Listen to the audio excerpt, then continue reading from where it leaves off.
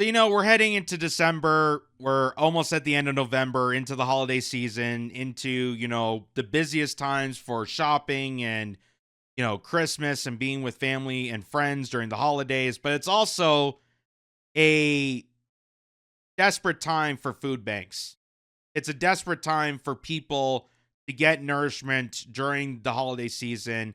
And food banks, more than ever, are increasingly in demand over the last few years. We have seen the statistics being reported on this, about 2.2 million a month at food banks in Toronto alone are lining up because of food insecurity, because of just the mass amount of inflation, because of the cost of living, because of how grotesque the economics have turned against Canadians in this country. And it doesn't seem to be getting any better, folks, because news like this is really alarming to people. So, as Table Salt says, this says breaking. Canadian doctors are now being told to consider scurvy when dealing with Canadian patients. This comes as cases have been documented and food insecurity hits a record 22% across the nation. He says, "Welcome to 2024." So this is a clip from last year, but it goes into this year because we're going to show you an article about how it's actually uptake from last year. The food insecurity has not decreased since Mark Carney took office. All the promises they said he was going to fix the country and resolve the problems created by Justin Trudeau using the same Liberal Party, turned out was never going to happen. Turns out you can't solve the problem with the people that made the problem. But this is what CTV News said. Warning for doctors in Canada now to keep an eye out for disease you might have thought was lost to history. Scurvy was a fear for sailors in the 18th century, but after a Canadian woman was diagnosed last year, there are concerns about a comeback. CTV's Kathy Lee is on this story. And Kathy, what do we know about the patient in this case? Sandy, the study outlines the case of a 65-year-old woman who was treated at an emergency department in Toronto after experiencing progressive leg weakness and poor mobility over a period of 8 days. She was diagnosed with scurvy, which is the result of an extreme vitamin C deficiency. Humans can't make vitamin C, which means it needs to be ingested through fruits like oranges, veggies like spinach and broccoli, or supplements. When there's inadequate intake of vitamin C for a long time, symptoms are fatigue, bleeding gums, easy bruising, and red hair follicles, and worst case scenario, death. The main author of the report says while there are cases of scurvy in Canada, it's not prevalent, but the research is a wake-up call for physicians to be on the lookout for cases. Wow. Canadians are experiencing scurvy. Something that hasn't been around since the 18th century with pirates because of low access to nutritional fruits and vegetables to get the proper vitamins and minerals to function their bodies. That just, I don't even have the words to say how disappointing this sounds. And how little promising the future has with this Mark Carney government. And considering that, we'll show in the next clip of the Canadian government going after supplements. They're going after multivitamins because they're now believing, and this is just another, post-COVID agenda motion, is now they want to target supplements. They want to target vitamins so that you go towards big pharmaceuticals. They want you to get sicker. They want you to get iller because they don't care about your health. They really don't care about your health at this point. We're at the point now that the whole vision of being a Canadian, paying your dues, being a model citizen, getting respectable health care that Tommy Douglas fought and provided for and won in Parliament is being all eradicated to the point that now the Canadian government is basically telling you that your best option for healthcare at this point is consider self-deleting.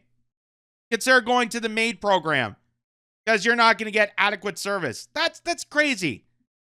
That's crazy. And now we're getting patients with 18th century diseases. I don't even have the words. I really don't even have the words to describe this. So that was from last year, but this year is not doing any better. Food insecurity in Canada got worse this year, new report says. This is from Global News from this September 16, 2025. Food insecurity got worse, not better. We didn't get better with Mark Carney. We got worse. Worse. And especially coming with the holiday season around the corner, brace yourself, folks. Brace yourself. So, it goes on to say, a new report for the Charity Food Banks Canada says food insecurity continues to climb, but new government programs could ease financial strain. New government programs, like how they promised that they were going to, cut the GST and HST during the holidays last year. Remember that? How you saved 8 cents on rotisserie chicken. 8 whole cents. Wow. That's like a down payment on a stick of gum. That's wonderful. If only I could save that amount of much and that could pay off my, hydro bill for the week. The organization's 2025 poverty report card gives Canada a failing grade on food insecurity and unemployment, but a slightly more palatable C for legislative process, making the overall mark a D. So what you're saying is we're failing. I don't care about that we got the slighter higher mark because, the legislation is at least pointing it out. No, we're failing. The country is failing. That's what it says there. Citing data from Stats Canada, the report suggests 1 in 4 Canadians deal with some form of food insecurity, ranging from worrying about running out of food to going full days without eating. The data comes from the Canadian Income Survey, which was conducted in 2023 and released this year. But charity CEO Christian Beardsley says the introduction of the Canadian Dental Care Plan and the National School Food Program both hold promise in helping Canadians struggle. She says the federal government should double down on strengthening the social safety net so it doesn't need to fall to charities to keep people from going hungry. Yeah, except that's not what our government's doing. Our government is taking the money that could be invested into Canadians and sending it to other countries for war, sending it to billionaires for a tax break, sending it to Mark Carney so he can take a private jet to everywhere he goes to send motorcades around so he can meet with his bigwig buddies.